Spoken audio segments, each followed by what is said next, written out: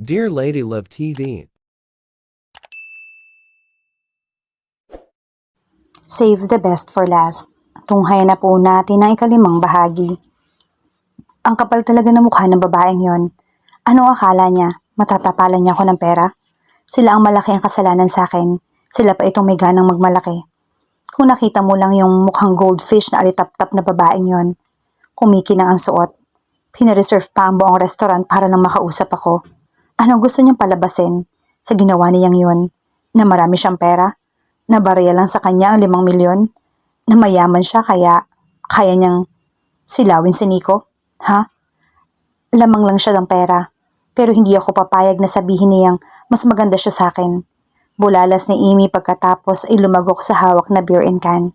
Sa rooftop ng isang building siya dinala ni Harry pagkatapos niyang sabihin na hindi siya nagugutom at gusto niyang pumunta sa lugar kung saan pwede niyang ireklamo lahat ng kanyang saloobin na nangyari ng gabing iyon.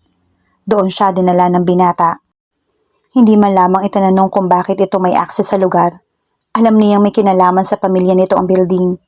Na makita kasi na nagbabantay na guard si Harry, ay kaagad nitong binuksan ang pinto para sa kanila at tinawag pang sir ang binata.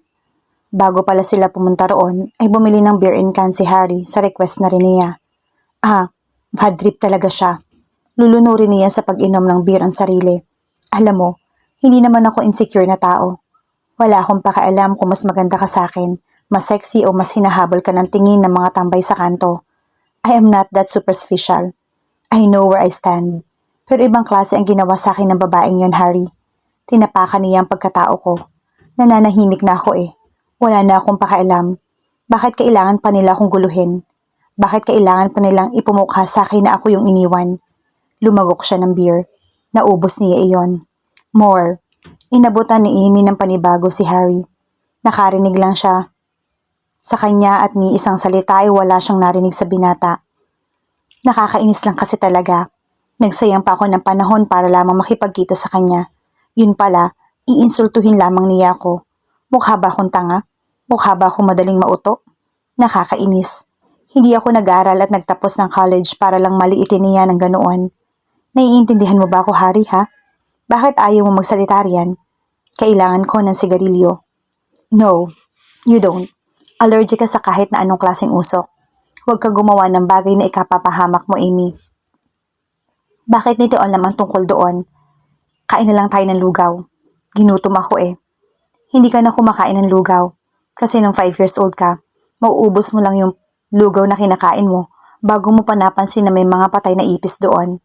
Ano bang problema ng mokhong na to? Masubukan nga kung hanggang saan ang alam nito. Pizza na lang pala. Yun na lang gusto kong kainin.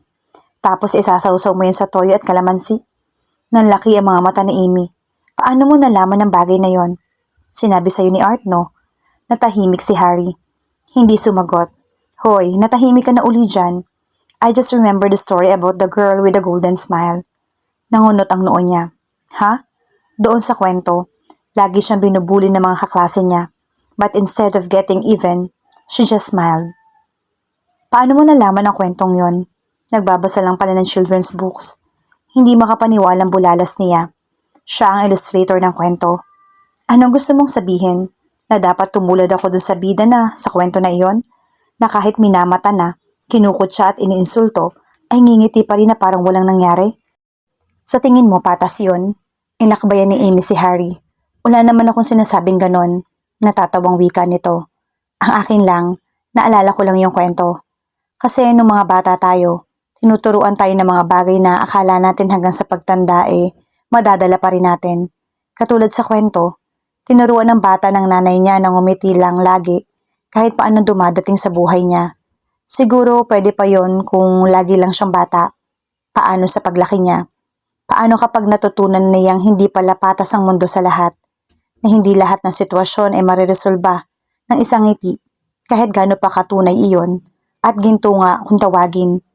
Matututo ang mga bata habang lumalaki sila na may mga pagkakataon na kailangan nilang lumaban para sa sarili nila, na makakaramdam sila ng sakit, pagkainis at pagkayamot dahil hindi umaayon ng mundo sa kung anong itinuturo sa kanila ng mga bata pa sila. Katulad mo, Amy. Sinabi mo nga, hindi ka magpapapatol sa mga tao. Pero nainsulto ka. You were provoked. You had no choice to feel that way. Hindi mali ang makaramdam at ang maramdaman mo, Amy. Kaya lang Professor, ganting hirit niya. Kaya lang, bakit hindi mo tignan sa ganitong sitwasyon ang nangyari? Na kaya niya ginawa yon sa'yo kasi siya yung hindi matahimik. Siya yung may unfinished business pa sa'yo. Kasi nga silang nagkasala sa'yo. Sila ang gumawa ng masama sa'yo. Na yung ginawa niyang pag-o-offer ng pera sa'yo para mapagtakpan lang ang nararamdaman niyang inferiority sa'yo.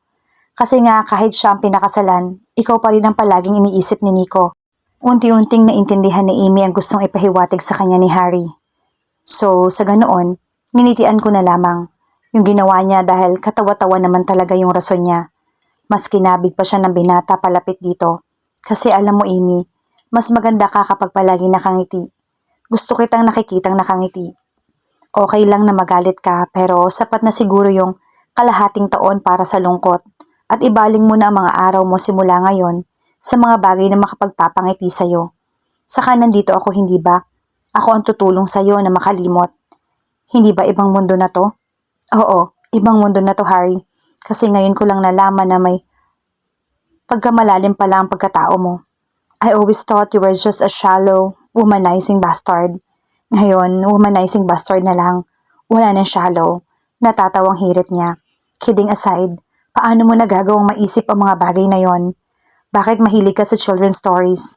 Bakit may sarili kang bahay pero hindi mo naman pala inuuwian palagi? Bakit may mga negosyo ka pero ayaw mong ipagsabi?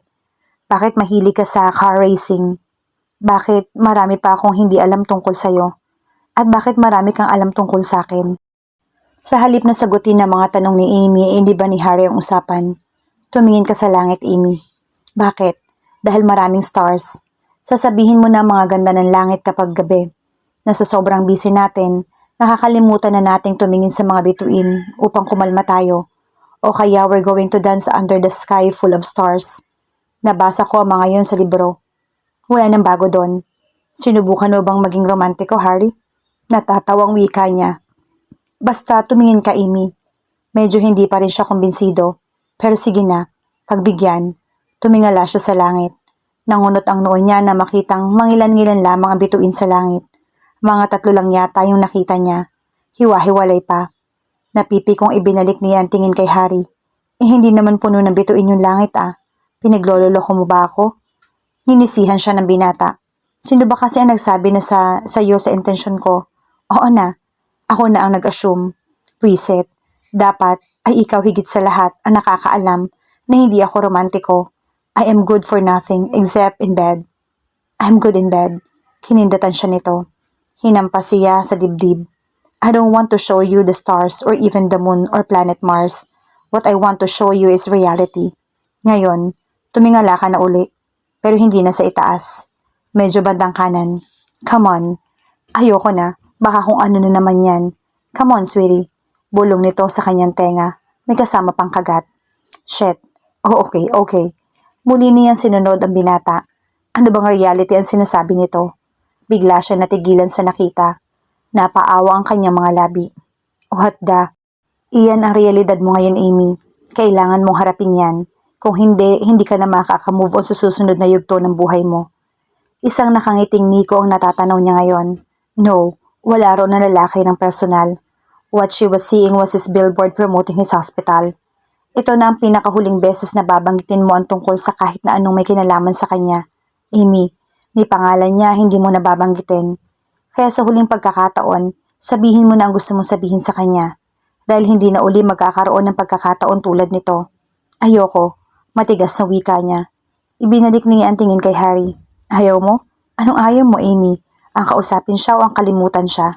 Naikuyom niya ang kamay. Ano pa ang magiging silbi nito kung hindi naman niya ito maririnig? So, gusto mo siyang makita? No, mabilis na tugon ni Amy. Huminga siya ng malalim. Okay. Lasing na rin naman ako Para matahimik ka na. Muli niyang ibinalik ang tingin sa billboard ni Nico. Huminga siya ng malalim. Hoy, ikaw. Ikaw na hindi na kontento sa isa. Ikaw na ipinagpalit ako sa babaeng salaginto. Ikaw na nakangiti pa riyan kahit sinaktan mo ako. Ikaw. Natigilan siya. Hindi dumating ang galit na akala niya ay mararamdaman. Natutup siya. This is insane.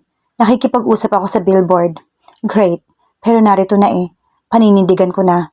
Dr. Nick Cabral. Thank you for 7 years. Salamat sa pananakit mo sa akin. Salamat sa pagtapak mo sa pagkatao ko. Ngumiti ka lang dyan hanggang gusto mo at ngingiti lang ako dito hanggat gusto ko. We have different lives now. At hinding-hindi na magtatagpo ang landas natin. I am now letting go of our memories together. Hindi ko na kailangan magtiis sa malakas mong paghilik.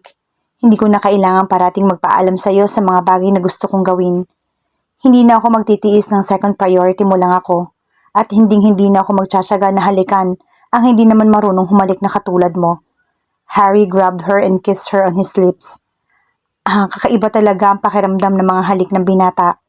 His kisses were always majestic and sweetest. She loved kissing him. It made her feel everything was going to be fine. That night, they made love on that rooftop. Yeah. Nasend ko na sa kanila. Wala pa silang reply eh. Okay, aabangan ko na lang. Thank you, Jane. See you soon. Amy hang up. Muli niyang binalikan ang ginagawa. Nasa kwarto, home office siya at tinatrabaho ang project na binigay sa kanya ni Jane. Akala ni Amy mahihirapan siya na bumalik ang dating drive sa trabaho. Pero nagulat siya nang mas ganado pa siya ngayon. Nang matapos niya ang mga dinodrawing ay hinarap naman niya ang keyboard. May melody na bumabagabag sa kanya. Wala siyang idea kung anong oras na. Kung maliwanag pa ba sa labas o madilim na. Simula na magising siya kaninang umaga, ay hindi na siya lumabas pa ng kanyang kwarto. Wala siyang pakialam kung mukha siyang bruha o kung hindi pa siya nagtututbrush. Inspired talaga siya na magtrabaho. Patuloy lang siya sa ginagawa nang bigla niyang marinig na may kumakatok sa labas ng kanyang bahay. Hindi niya muna kaagad pinansin iyon at nagpatuloy lang. Ngunit naging makulit ang kung sino mang nasa labas. Hindi tumagal ang pagkatok. Nawala siya sa konsentrasyon. Nayayamot na napatayo siya at lumabas ng kwarto. Pabalagbag na binuksan niya ang pinto. Bad trip siya. Kung sino man ang sumira ng kanyang konsentrasyon ay talagang makakatikim ng galit niya kung wala naman pala itong matinong kailangan sa kanya. Amy, nawala ang lahat ng inis na nararamdaman ni Amy nang tumambad sa kanya si Harry. Iyon ang unang pagkakataon na nakapunta ito sa bahay niya. Nagulat siya sa walang pasabing pagsulpot ng binata. Come to think of it, hindi ito nag-text sa kanya buong maghapon, hindi tulad ng nakasanayan nito. Masyado siyang busy para mapansin iyon. Pero ngayong nandito na ang binata sa kanyang harap, ay doon lamang niya naalala ang bagay na iyon. Hey, pasok ka. Nilakihan niya ang pagkakabukas ng pinto. Ngunit hindi natinag si Harry. Nanatili pa rin itong nakatayo sa labas at nakatitig lang sa kanya. Hey, muling wika niya. Sabi ko pasok ka. Ano pa bang tinatayo-tayo mo riyan? Actually, dapat ngayon sinasapok na kita dahil inistorbo mo ako. Alam mo busy akong tao. Pero dahil ikaw naman yan at first time mo lang naman magpunta rito, pagbibigyan muna kita. Pero sa susunod, i-text mo muna ako o tawagan bago ka sumugod dito sa bahay. Hindi ako handa. Mukha akong bruha. Nakakahiya naman sa'yo. Pagbibiro niya. She was in a good mood. Kani-kanina lang ay halos magwala na siya nang may kumakatok sa pinto. Pero tingnan mo nga siya ngayon. Pero nanatili lang na nakatitig sa kanya si Harry. He was staring at her as if it was the last time he would see her. Hey, what's wrong? Bakit ganyan ka makatingin? Bumangon ng kaba sa kanyang dibdib sa naisip. Napansin kasi niya na hindi tulad ng dati, ay walang mababakas na damdamin sa mga mata ni Harry habang nakatitig sa kanya. Bagkos ay mababakas sa mga mata nito ang pagod, lungkot at hindi niya masyadong sure kung ano pa ang isa. Was it longing? Bakit? Ano nangyari? Iyon na ba talaga ang huli nilang pagkikita ni Harry? No. Best friend ito ng kapatid niya. Sa ayaw at sa gusto niya ay mananatili ito sa buhay nila kahit yata dumating pang araw na ipagtabuyan niya ang binata. At saka, malulungkot siya kapag nawala ito. Malulungkot siya kapag iniwan ito. Napalunok si Amy sa naisip.